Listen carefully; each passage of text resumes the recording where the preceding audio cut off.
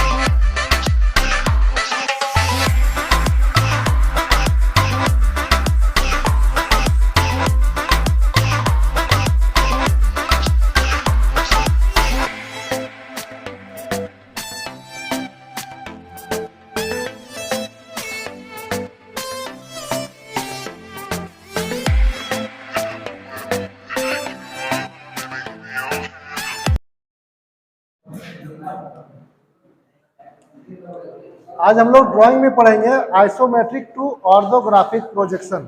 ठीक है,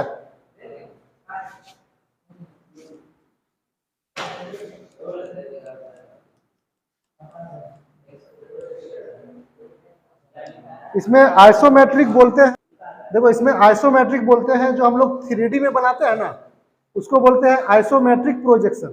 ठीक है, और अब जो 3D में है उसको फिर हम लोग व्यू निकालेंगे, जो हम लोग पिछला क्लास में थोड़ा सा देखे थे रफली, तो उसको बोलते हैं ऑर्थोग्राफिक प्रोजेक्शन। ठीक है, तो पहले हम लोग बनाएंगे आइसोमेट्रिक व्यू, उसके बाद उसी का हम लोग बनाएंगे फ्रंट व्यू, टॉप व्यू और साइड व्यू। ठीक है, ड्राइंग बनाने के लिए सबसे ज्यादा जरूरी है कॉपी। आपके पास ड्राइंग कॉपी होना चाहिए, जो कि इस तरह से कॉपी होगा। ठीक है, उसके बाद सबसे जरूरी है ये, इसको बोलते हैं सेट स्क्वायर। ठीक है, बिना इसके तुम ड्राइंग नहीं बना पाएगा, चाहे आइसोमेट्रिक बनाओ या फिर ऑर्थोग्राफिक बनाओ, कुछ भी नहीं। फिर स्केल है और पेंसिल। ठीक है, हम लोग बनाते हैं आइसोमेट्रिक व्यू।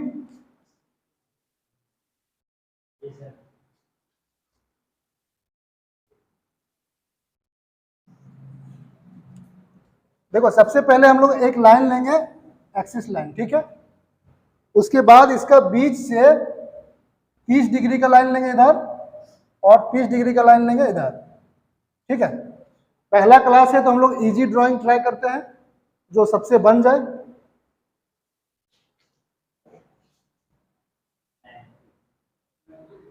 ये 90 डिग्री एंगल में जाएगा, ये 30 डिग्री में जाएगा।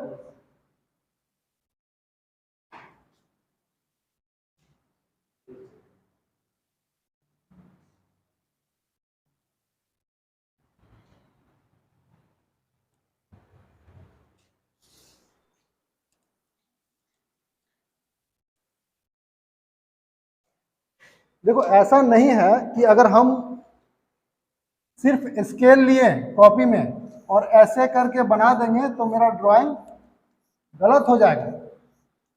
हमको सही ड्राइंग बनाने के लिए हमको प्रॉपर एंगल में बनाना होगा। उसके लिए यूज करेंगे हम क्या, सेट स्क्वायर। ठीक है, तो इसका यूज हमको आना चाहिए। इसमें देखिए दो ठो स्केल है, एक है जो बराबर में दोनों का लेंथ किनारा बराबर है, ठीक है, जिसका एंगल होता है 45 डिग्री, और दूसरा है जिसका एक किनारा थोड़ा लंबा है और एक छोटा है। इसमें एक ये है कि ये जो एंगल आएगा ये रहता है 30 डिग्री। तो अभी हम लोग शुरुआत ये वाला 30 डिग्री। ठीक है, अब अगर हमको 30 डिग्री लेना है तो हम क्या करेंगे, पहले इसको लगाएंगे यहाँ पे।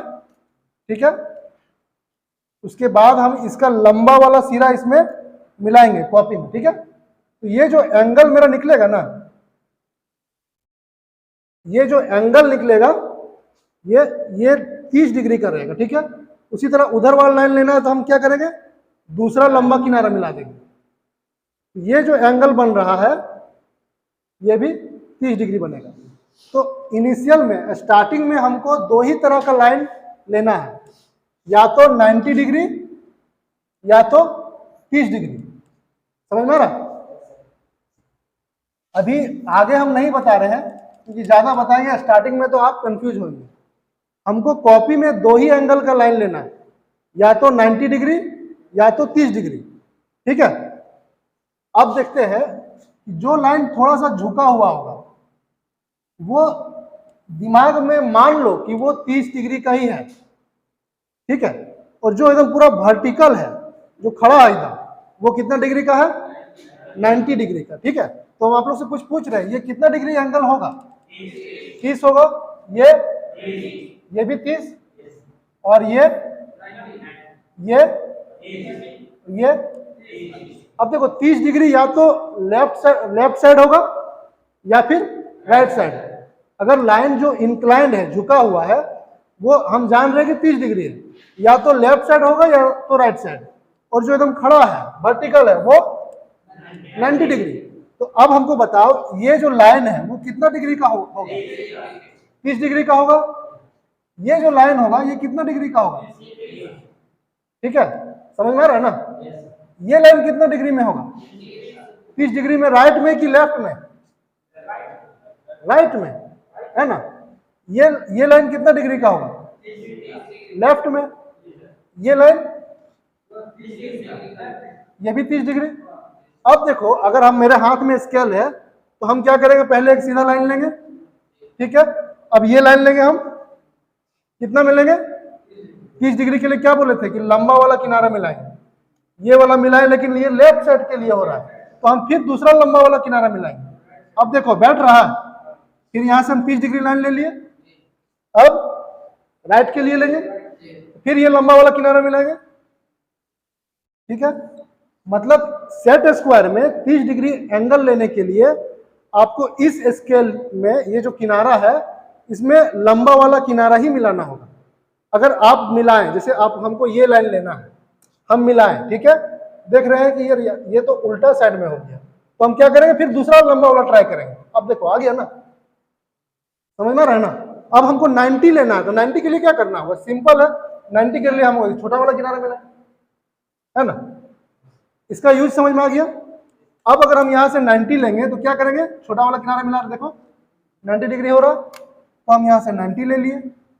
फिर यहाँ से देखो लिया गया है 90, तो हम यहाँ से मिलाएंगे और फिर यहाँ से 90 ले लिए। फिर 30 लेना है तो क्या करेंगे? फिर ऐसे मिलाएंगे, इसको आगे लाएंगे और यहाँ से 30 ले लेंगे। ठीक है, उसी तरह से इसको आइसोमेट्रिक को बनाइए, कॉपी में बनाइए, उसके बाद हम लोग इसका व्यू निकालेंगे। ठीक है। अच्छा एक चीज बताइए कि इतना इसमें झमेला है क्यों? इतना हम ड्राइंग पढ़ते क्यों हैं? ड्राइंग हम पढ़ते क्यों हैं?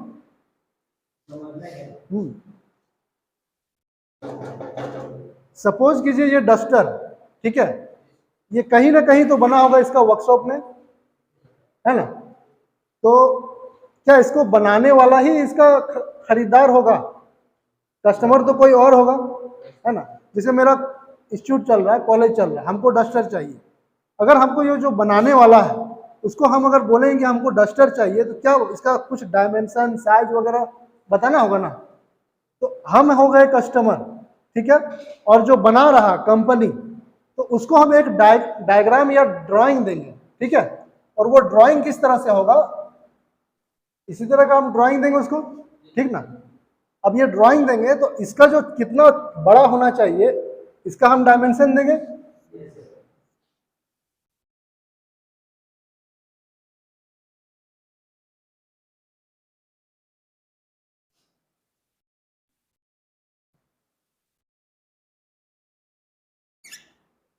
इसका ये ऊंचाई कितना होगा इसका भी डायमेंशन देंगे।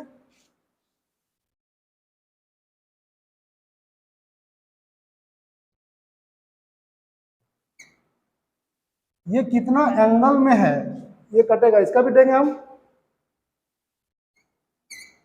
और इसका ऊपर में जो फर लगा हुआ है इसका कितना मोटाई होगा ये भी देंगे।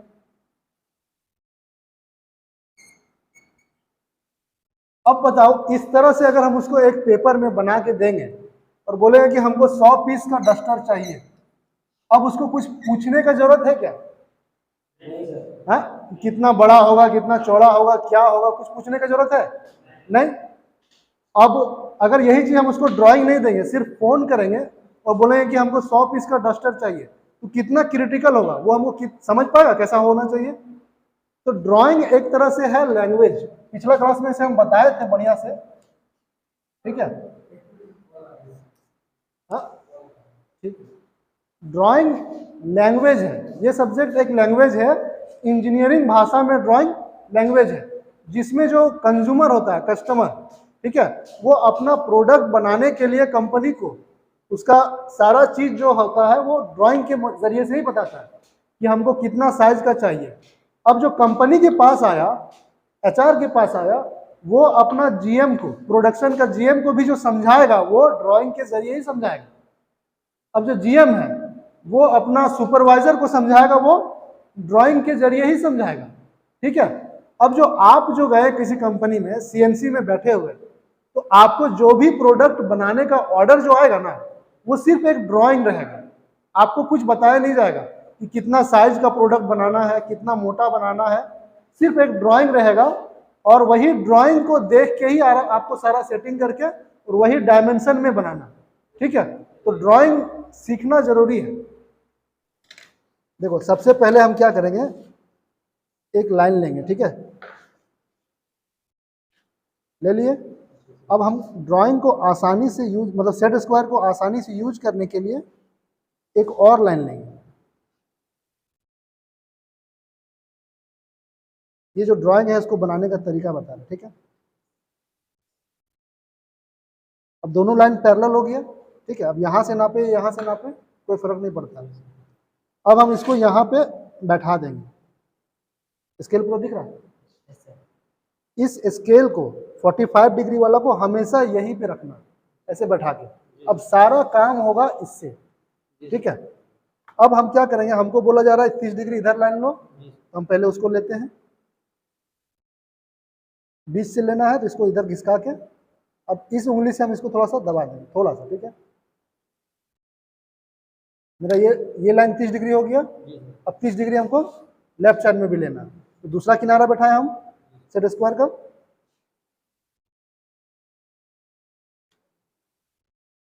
ये नीचे वाला हिलना नहीं चाहिए, ठीक है।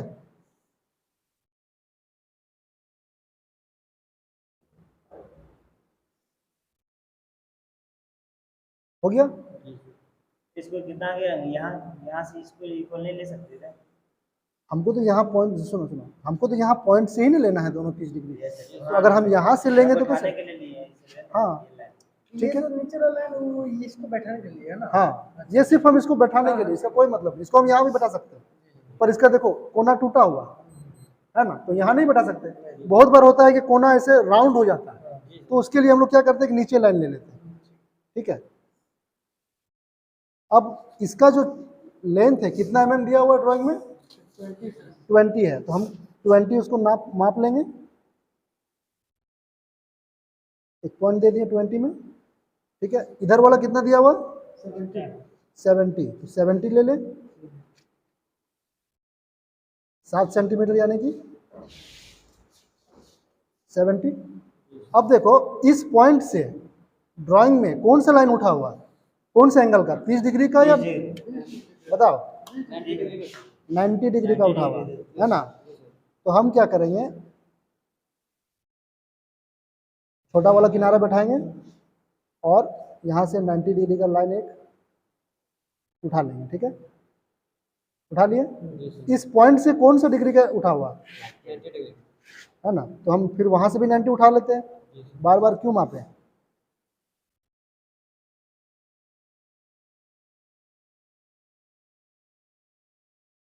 उठा लिए, ठीक। इस पॉइंट से कौन सा एंगल, यहाँ से भी 90 डिग्री का लाइन उठा हुआ, तो यहाँ से भी हम उठा लिए, ठीक है। अब इसका हाइट दिया हुआ ड्राइंग में कितना दिया हुआ, 50 है ना, 50 दिया हुआ, तो हम 50 इसको माप लेंगे, पॉइंट दे दिए। सबको भी माप सकते हैं हम, लेकिन देखो एक तरीका बता रहे हैं, सबको मापने की जरूरत नहीं पड़ेगा। इस पॉइंट से जो लाइन गया है राइट साइड में, वो कितना डिग्री का है, 30 डिग्री का है ना, हम 30 डिग्री की लाइन ले सकते हैं ना, ले लिए। जो लेफ्ट साइड में गया वो कितना डिग्री का है, तो हम लेफ्ट साइड में 30 डिग्री ले लेंगे।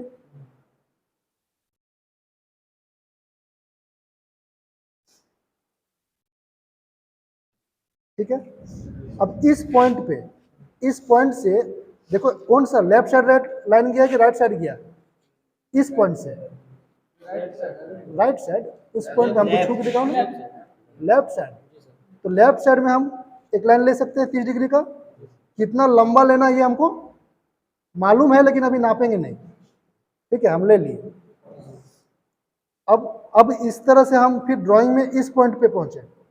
इस पॉइंट से देखो लेफ्ट साइड में गया है कि राइट साइड में गया है कि 90 डिग्री है। इस पॉइंट को ड्राइंग में छू के दिखाओ ना, इस पॉइंट को जाए का आदमी छू के दिखाओ, दिखा तुम बोर्ड दिखा। वहां पे लेफ्ट साइड है कि राइट साइड है, राइट साइड, बहुत बढ़िया। देखो राइट साइड है, यहाँ मेरा लेफ्ट साइड में बैठा हुआ, तो इसको हम फिर दूसरा किनारा ट्राई करते हैं। इसको आगे करेंगे हम जगह पे।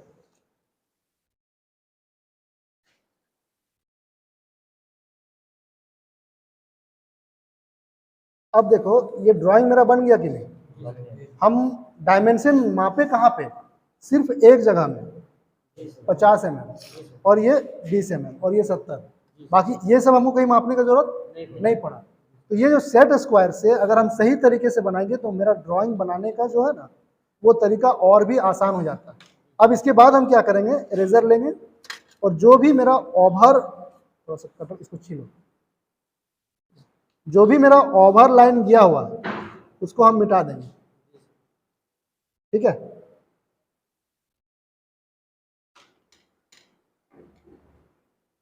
ऐसा कोई है जिसको अब नहीं समझ में आ रहा, ड्राइंग तो बना लेगा ना अगर ये सेट स्क्वायर रहेगा तो। ठीक है, अब हम क्या करेंगे, अब हम सबको थोड़ा सा डार्क कर देंगे। जितना ऑब्जेक्ट लाइन है ना उसको हम थोड़ा सा डार्क कर देंगे।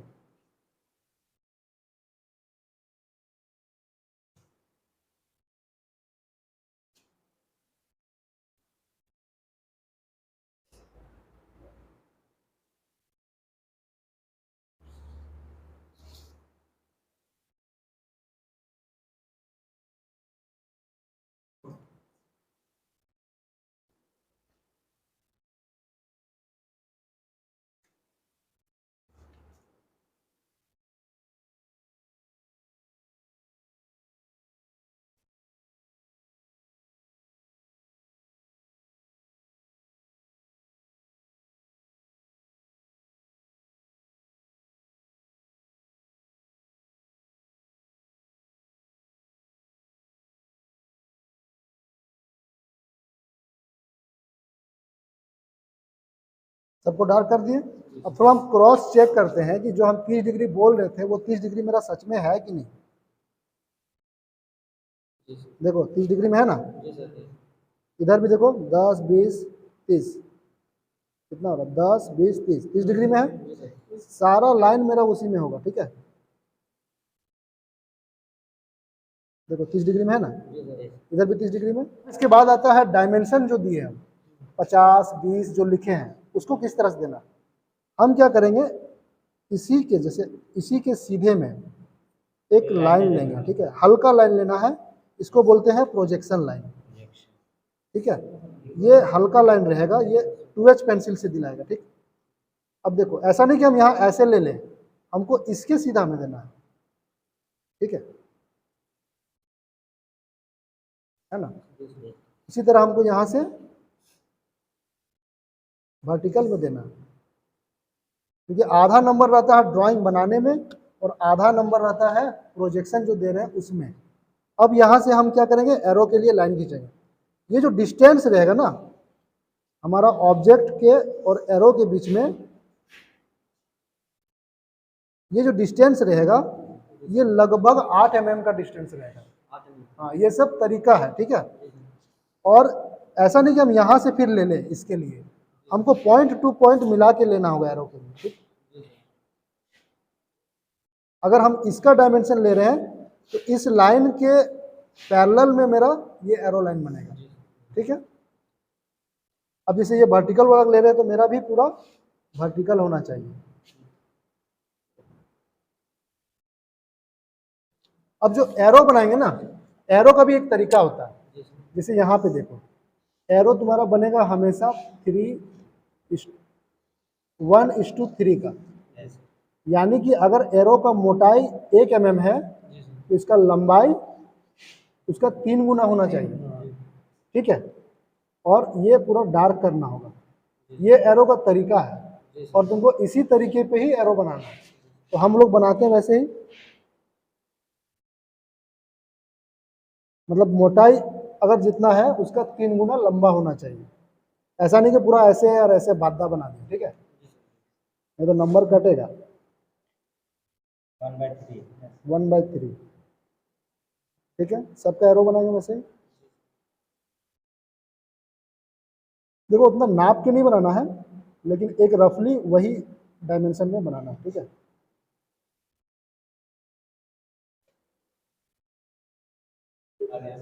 चलो अब देखो, हम जो वहां पे डायमेंशन लिखे हैं 50, 20, उसका भी तरीका है। हमेशा ऐसा नहीं कि हम यहाँ पे ऐसे 50 लिख दें, ये गलत है। हमको लाइन के ऊपर लिखना है, मतलब जो नंबर हम लिखेंगे वो लाइन के ऊपर खड़ा होना चाहिए। तो लाइन के ऊपर खड़ा मतलब ये 50 ऐसे, और बीचों बीच लिखना है। इसका 2-3 टाइप्स होता है, आप कहीं कहीं पे देखे होंगे ऐसे एरो रहेगा, है ना, और बीच में रहता है। तो जब हम लोग डायमेंशन पढ़ेंगे तो हम लोग 2-3 टाइप्स पढ़ लेंगे, ठीक है। लेकिन हम जिस टाइप में दे रहे हैं उसमें बीच में होना चाहिए और खड़ा होना चाहिए। तो हम लोग 20 यहाँ कैसे लिखेंगे, बीच में लिखेंगे ऐसे, खड़ा है लाइन के ऊपर, mm और सेंटीमीटर का mm, ठीक है। जैसे यहाँ पे हो गया 70 हो गया, ये बीच में हो गया, बीच में नहीं हुआ, थोड़ा सा साइड हो गया, एकदम परफेक्ट होना चाहिए बीच में। तुम ही बैठ के पढ़ा लो। अब देखो ये मेरा हो गया आइसोमेट्रिक व्यू। अब हमको नीचे में एक लाइन यहाँ पे ये लिखना होगा, all dimensions are in mm। ये कर दिए तो मेरा ये एक क्वेश्चन बन गया, ठीक है।